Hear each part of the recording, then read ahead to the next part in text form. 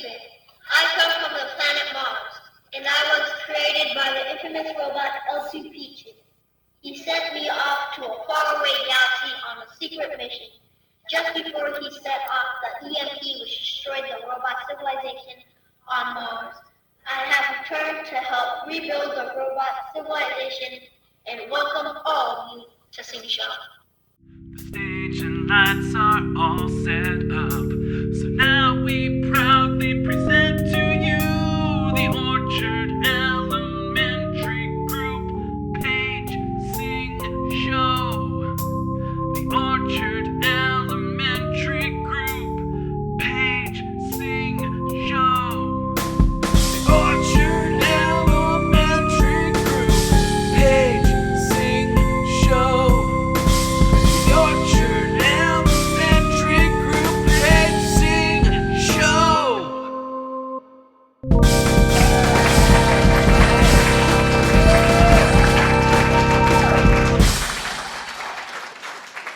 Hello, Sing Show family. Hello. It's been a while since we've sung this song. We've been waiting for you to come to this place. Waiting for you to come to this place. Wherever you're from, we're glad that you've come. We've been waiting for you to come to this place. If you want to sing, we've been waiting for you.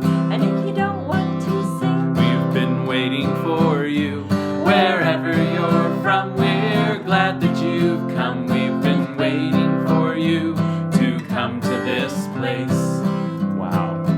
It's the end of our second little season here. wow, it's been a fun time. Yeah, we've done a lot of things. We've met a lot of cool people. Oh my goodness. Some awesome writers and makers and creators. Yeah, and we've connected with all of you. Yeah, you sent in your stories. We got to turn them into puppet shows, and that was a whole lot of fun. Yeah, today we're taking you behind the scenes on how we put those puppet shows together. BTS. So you can make some of your own, maybe. Yeah, because maybe Do you like to tell stories? if You like to tell stories. we've been waiting for you, and if you like to make puppets, we've been waiting for you.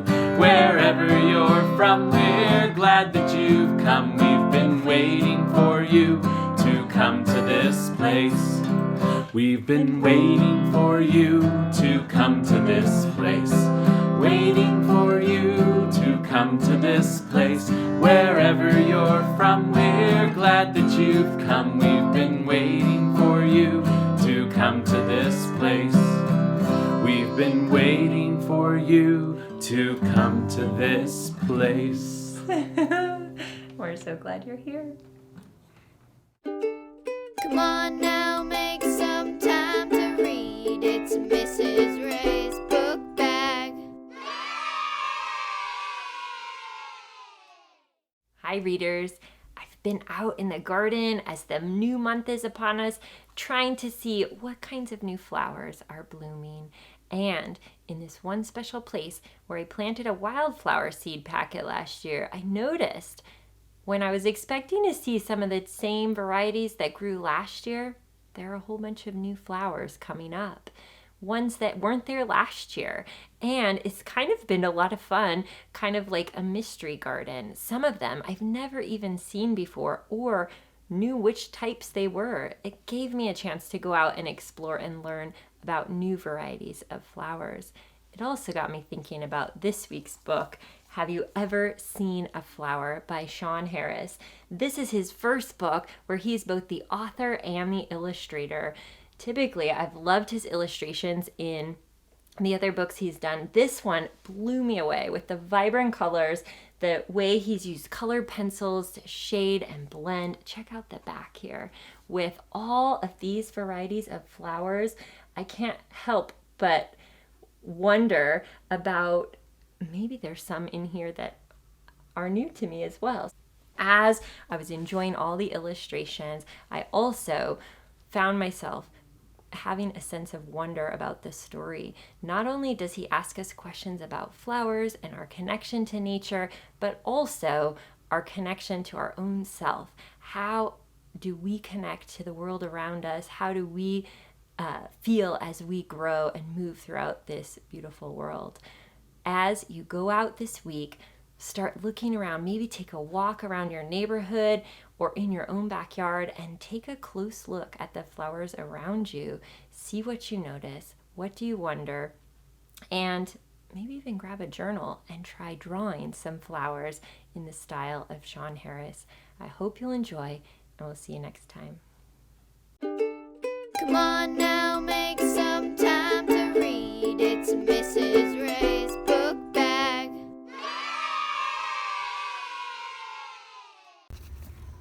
Hi, I'm Melva 2001, and you're watching Sing Show. Thank you, Shawn Harris, for creating a beautiful book. The artwork, the story, if you are interested in how he created the illustrations for his book, check out his Instagram account. He shares some strategies for making your own paper stencils, using colored pencils, so many simple techniques that you could use on your own. My class, actually, we did a few drawings along with him, and we drew some feathers as well, and were inspired by his work. And so maybe you will be inspired. Word of the week. Word of the week. Word of the week. Oh, it's back here, actually. I forgot. Would you like to open it? Sure. Okay. This week's word, I'll give you that. I'll hold this. This week's word is animate. To bring something to life with movement. You could create a paper artwork and move it and have animation there. Mm-hmm. You could build a puppet and bring it to life with some fun movement. Maybe you want to write a story or tell a story like we did for our Sing Show puppet group. And I'd like to show you a little bit more about how we put that together.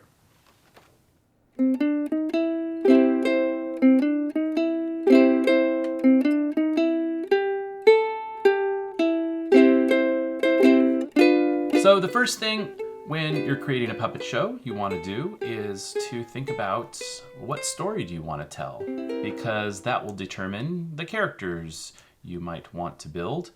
And these are our 4 characters. We have Melvin and Gus, Pepper and Dahlia. And you can build your sets the way we built ours. We just built ours with cardboard and other found materials. And when we needed something that we didn't have, like for example in recent show when we had the maker space for the kitchen, we didn't want to have to build all of these items that the puppets weren't necessarily going to hold. So we just drew them. I drew them out on a piece of cardboard.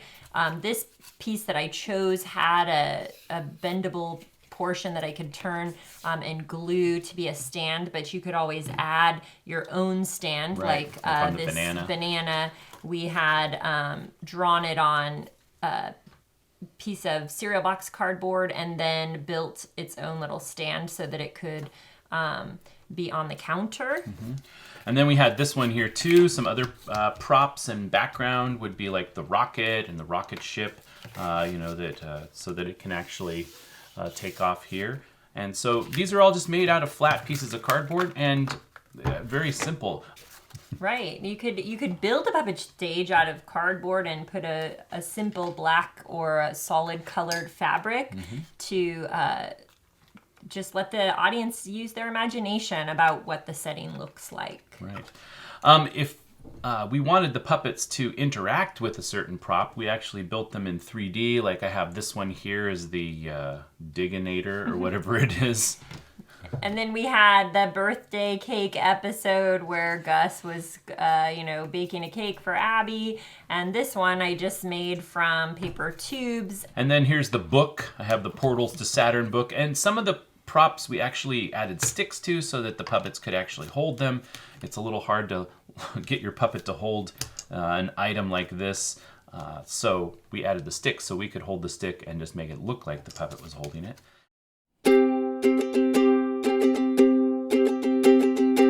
Let's talk about building the puppets. Sure. So like we said before, a lot of the items that we've built for the puppet show were just items we had hanging around. Paper tubes like this, start saving them because you never know what you could create with those.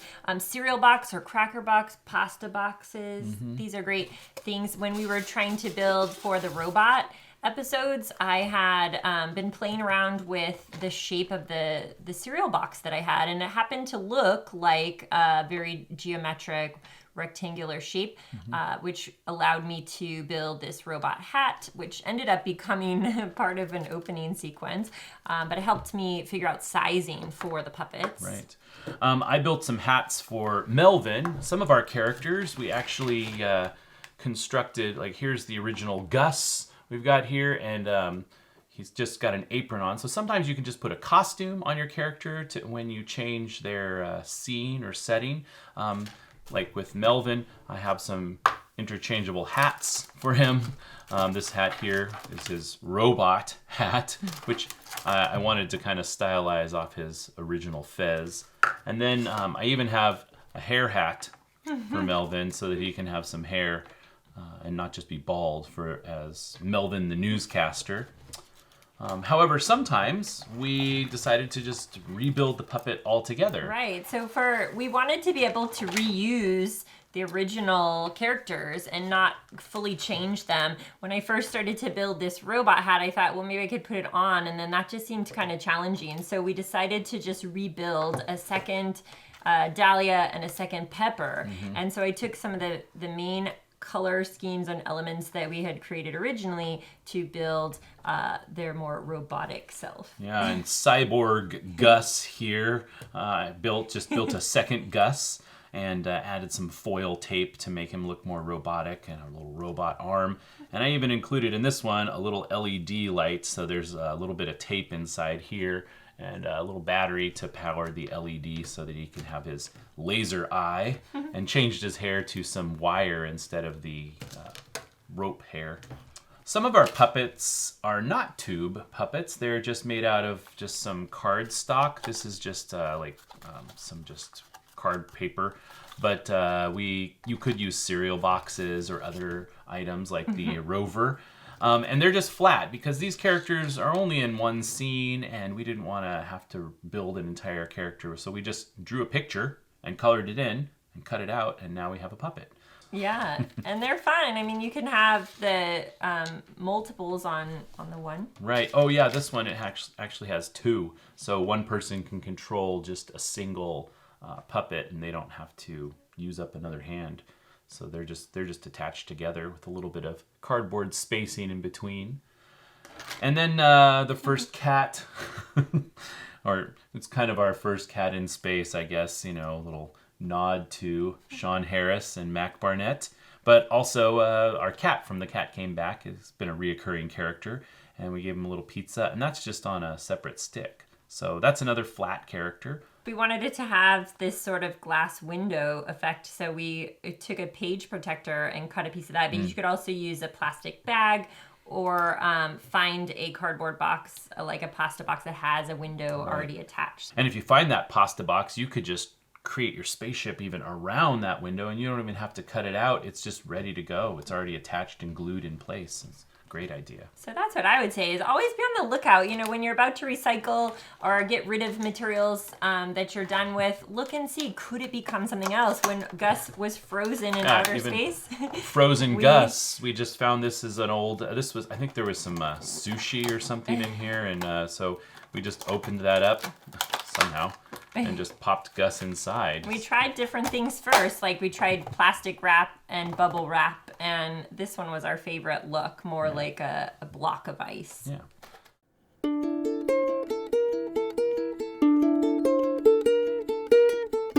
So I think one of my favorite questions that our Sing Show viewers are asking lately was, how do you get the characters to move?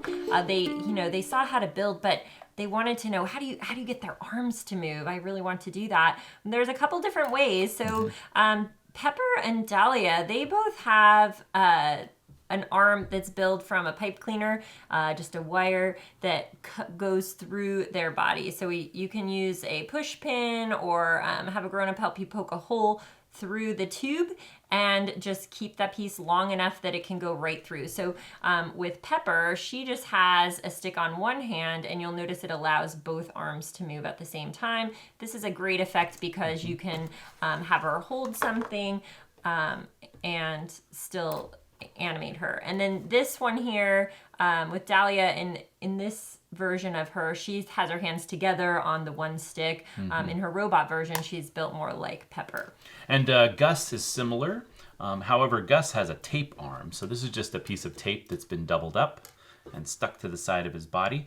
And so his one arm is just tucked underneath. That arm doesn't animate. But this arm here, you can make it move back and forth and even a little up and down by just jiggling it. So that's how we animate Gus's arm.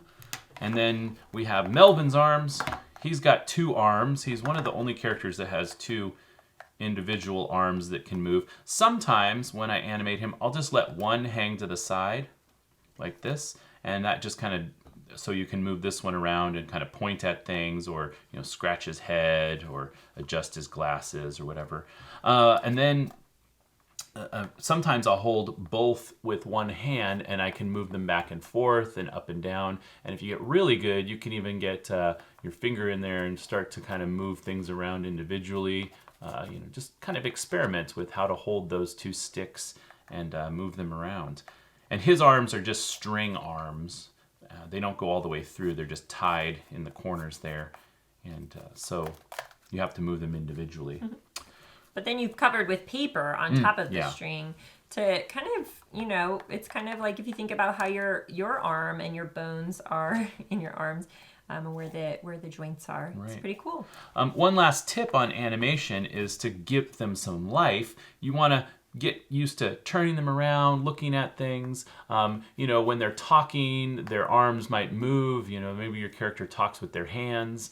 Another thing is when they're going from place to place, we use a little bit of a bounce. So you just kind of bounce the stick up and down, and that gives them the look like they're kind of walking. And you want to exaggerate it. We don't bounce that much when we walk, but as a puppet character, you want to give them a little more bounce so that your audience really knows they're moving. And have fun animating, creating. Yeah. And we look forward to your puppet shows.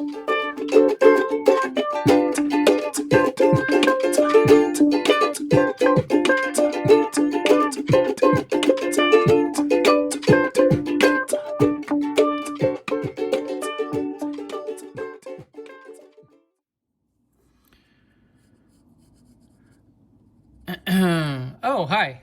How you doing? I'm just working on the first Cat in Space graphic novel over here, but I'm not going to be done for a little bit.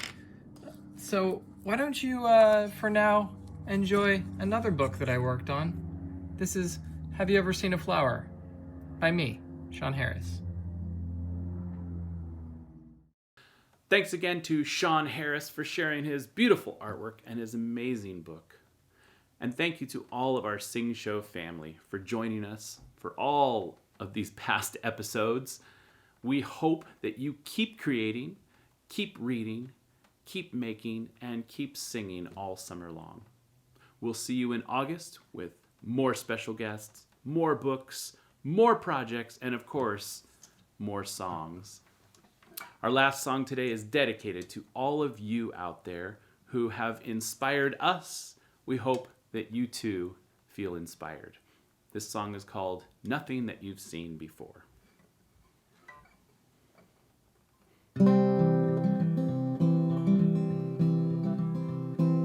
A toilet paper tube and a rubber band, one of those plastic bread bag clamps, a blue bottle cap, a peanut butter lid, a cork and a black bean can.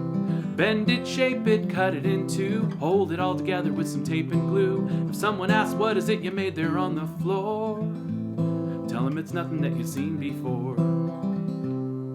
A bent paper clip and a playing card, fuzzy fabric remnants about 1 yard, a ballpoint pen with a broken nib, a pile of green pony beans on a Greek yogurt lid, clothespins, safety pins, straight pins, buttons, googly eyes, egg cartons by the dozens, sporks, spoons, bowls, paper cups, paper plates, duct tape, and more duct tape. Fold it, mold it, cut it in fours, tighten it all up, but don't use too much force. If someone laughs at what you made, don't get too sore. Just say it's nothing that you've seen before. Zip ties? You mean to tell me you have zip ties? Well, this changes everything. This changes everything. Pipe cleaners? You didn't say that you had pipe cleaners. This changes everything. This changes everything. Bits and bobs, knickknacks, odds and ends, accoutrements, gum and junk, bric-a-brac, cut-offs and op-cuts, strips, drabs, doodads, flotsam and extras, jumbles of detritus, miscellanea. Break it, hack it, cut it in tens, tear it all apart and then build it again. If someone asks what the heck you do that for, just say it's nothing that you've seen before. Who's the last maker project? Oh, bend it, shape it, cut it in two, hold it all together with some tape and glue. If someone asks what is it you made there on the floor,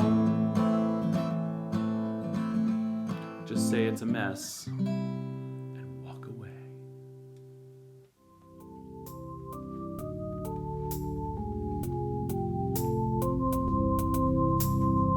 Welcome to Sing Show. We've been waiting for you to come to this place.